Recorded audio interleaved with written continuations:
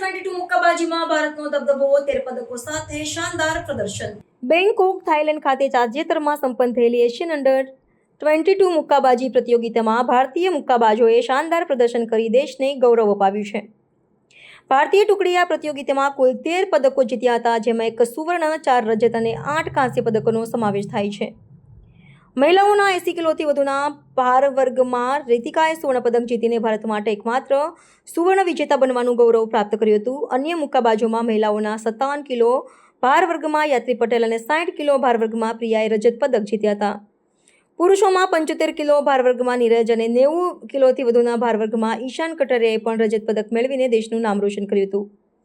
આ પ્રતિયોગિતા અંડર 19 અને અંડર 22 એમ બે વયજૂથમાં એકસાથે યોજાઈ હતી, જેમાં ભારતે બંને વયજૂથોમાં મળીને કુલ 27 પદકો જીત્યા હતા. અંડર 22 ટુકડીએ ચોથું સ્થાન મેળવ્યું હતું, જ્યારે અંડર 19 ટુકડીએ 14 પદકો સાથે બીજું સ્થાન પ્રાપ્ત કર્યું હતું. આ ઉત્કૃષ્ટ પ્રદર્શન ભારતીય મુક્કાબાજીના ઉજ્જવળ ભવિષ્ય અને યુવા પ્રતિભાઓની ક્ષમતાનો સ્પષ્ટ સંકેત આપે છે. હાલમાં જ બેંકોક થાઈલેન્ડ ખાતે યોજાયેલી એશિયન ચેમ્પિયનશિપમાં મેં ભારતના દેશને પ્રદર્શન કરીને ત્યાં સિલ્વર મેડલ પ્રાપ્ત કર્યો છે.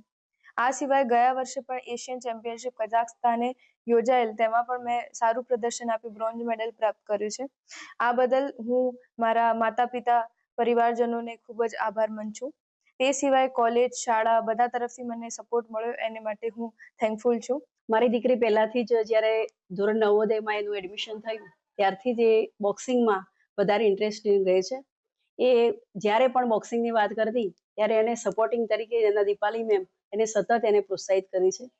થાઈલેન્ડના બેંકોક ખાતે જે એશિયન ચેમ્પિયનશિપ અંડર 22માં જે રમાઈ રમત એમાં એને સિલ્વર મેડલ પ્રાપ્ત કર્યો છે અને ગુજરાત રાજ્યની પ્રથમ સિલ્વર મેડલ મેળવનાર બોક્સર બની છે.